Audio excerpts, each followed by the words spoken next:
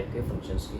हम different types के function study करेंगे वन बाय वन और साथ साथ उनके ग्राफ भी स्टडी करेंगे। So let us start. First type of function is a modulus function. So what is a modulus function? A function f from the set of all real numbers to the set of all real numbers such that fx is equal to mod of x, and this mod x have two different values, x when x is greater than equal to 0 and minus x when x is less than 0.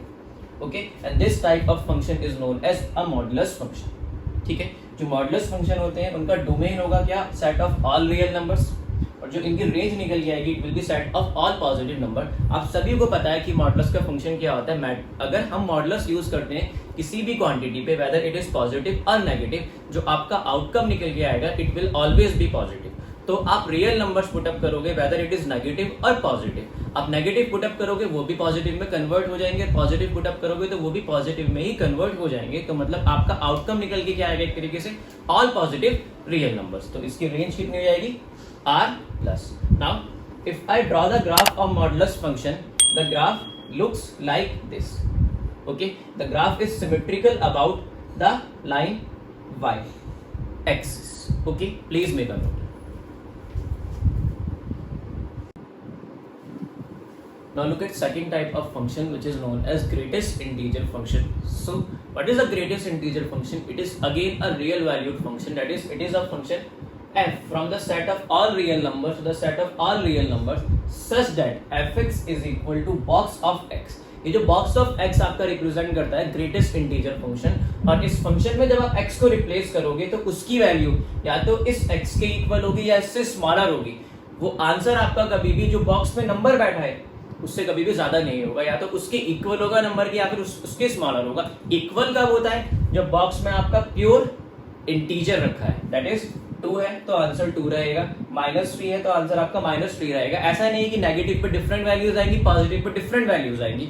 लेकिन अगर box में आपका integer ना होके decimal number लिखा हुआ है और रैशनल नंबर लिखा हुआ है तो तब वो वैल्यू उससे स्मॉलर होगी।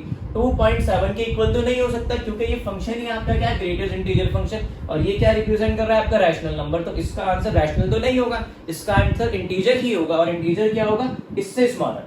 अगर बॉक्स में आपका प्योर इंटीजर नहीं है लाइक 2 and -3, तो जो आंसर होगा it will be smaller than that number which is written inside the box and the number is 2.7, so answer will be 2।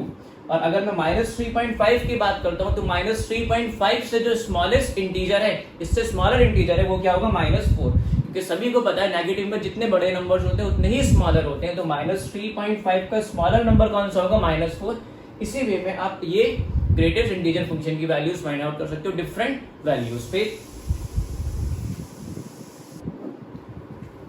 अब मैं अगर बात करता हूँ उसके डोमेन की, domain of greatest integer function, आप एवरी नंबर रख सकते हो set of all real number से, क्योंकि कोई ऐसी वैल्यू नहीं है जिसपे आपका फंक्शन अनडिफाइन हो रहा है, तो उसका डोमेन तो क्या रहेगा? Set of all real numbers. लेकिन अगर मैं रेंज की बात करता हूँ तो रेंज में हमें सिर्फ क्या ऑब्टेन हो रहा है? इंटीजर्स। वो इंटीजर्स आपके नेगेटिव भी हो सकते हैं, पॉजिटिव भी हो सकते हैं, तो रेंज हमेशा क्या रहेगा? Set of all integers. ठीक है, तो फंक्शन हो गया, डोमेन कर लिया, रेंज कर लिया। अब इसके ग्राफ की बात करते हैं कि फंक्शन का ग्राफ क्या होगा। ग्रेटेस्ट इंटीजर फंक्शन में जब आप वैल्यूज प्रोवाइड करोगे x को -3 से और -2 के बीच में, तो योर आंसर विल बी -3। आप रख कर देख सकते हो x आपका -3 है और -2 से स्मॉलर है। इस इंटरवल में, क्लोज्ड ओपन इंटरवल में जब आप वैल्यूज रखोगे किसमें? इस बॉक्स फंक्शन में, तो your answer will B -3। In the same way -2 and -1 closed open interval से जब आप वैल्यूज पुटअप करोगे इस बॉक्स फंक्शन में, सो your answer will be -2 in the same way and so on.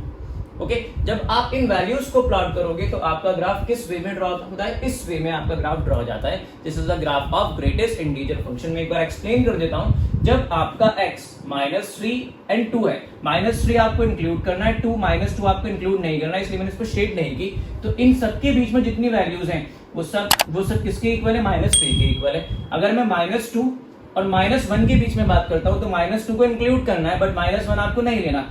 -2 पे और -1 के बीच में जितने भी नंबर्स हैं उन सबका आंसर निकल के क्या आएगा? -2। तो आपका ग्राफ इस वे में ऑब्टेन होता है किसका? ग्रेटेस्ट इंटीजर फंक्शन का और GIF का। So please make a note.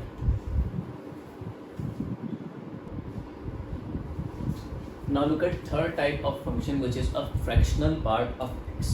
अब फ्रैक्शनल पार्ट ऑफ x क्या होता है?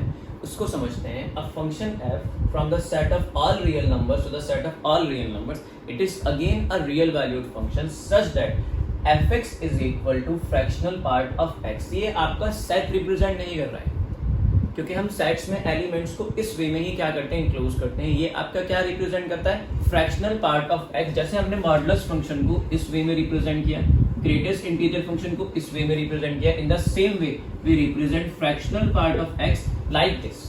Okay, and this fractional part of x represent fractional part of x where fractional part of x is equal to x minus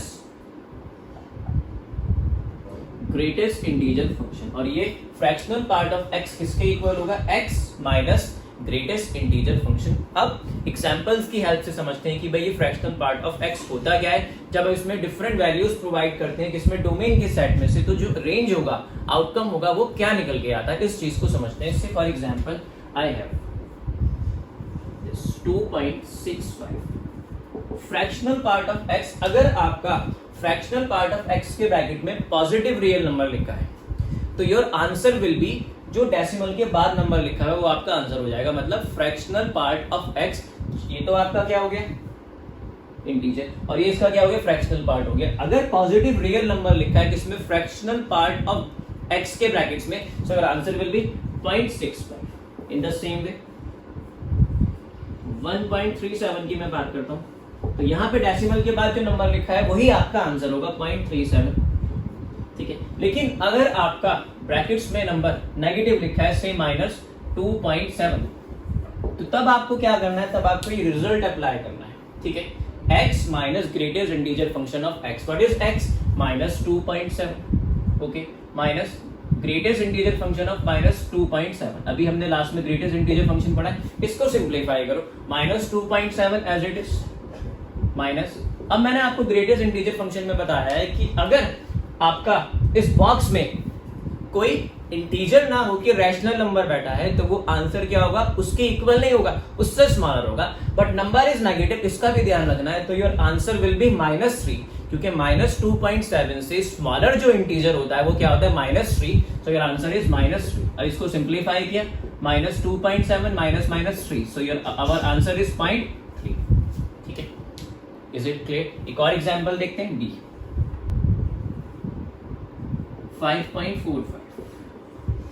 ठीक है, -5.45. Okay, फिर इसमें ये rule apply करो, x -5.45 minus greatest integer function of -5.45. Okay, so -5.45 as it is minus. अगर मैं greatest integer function निकालता हूं किसका, -5.45 का, तो ये आपका रैशनल नंबर इंटीजर नहीं है, तो आंसर तो -5.45 नहीं होगा, आंसर होगा इस नंबर से स्मॉलर, और वो क्या होगा, आपका इंटीजर होगा. सो -5.45 से जो स्मॉलर इंटीजर होता है, it is -6. Okay, so -5.45 -6, it is equal to 0.55. तो अभी तक आपने ऑब्जर्व किया है मैंने, इस फ्रैक्शनल पार्ट ऑफ x में जितने भी रियल नंबर्स प्रोवाइड करे हैं, वेदर इट इज पॉजिटिव और नेगेटिव, हमारा जो आंसर आ रहा है वो पॉइंट्स में आ रहा है. मतलब किसके बीच में लाई कर रहा है, वो 0 और 1 के बीच में लाई कर रहा है. एक एग्जांपल और देखिए, 2. मैं अगर 2 की बात करता हूं कि 2 का फ्रैक्शनल पार्ट ऑफ x होगा, तो आपको कन्वर्ट कर लेना है इसको 2.00 में, और योर आंसर विल बी 0. तो आपका रेंज क्या हो सकता है, 0 भी हो सकता है. ठीक है, तो जब आपने वैल्यूज प्रोवाइड करी इसको फ्रैक्शनल पार्ट ऑफ x को, तो हमारे जो नंबर्स निकल के आ रहे हैं, आउटकम्स निकल के आ रहे हैं, वो किस किस के बीच में लाया कर रहे हैं, 0 और 1 के बीच में. तो डोमेन तो क्या हो जाएगा इसका, फ्रैक्शनल पार्ट ऑफ x का ऑल रियल नंबर्स, और जो रेंज होगी it will lie in between 0 and 1. 0 हो सकता है बट 1 नहीं होगा कभी भी. ठीक है, तो डोमेन कितना आ जाता है यहाँ पे, all real numbers, and range of function is equal to 0 but not 1. Okay, please make up.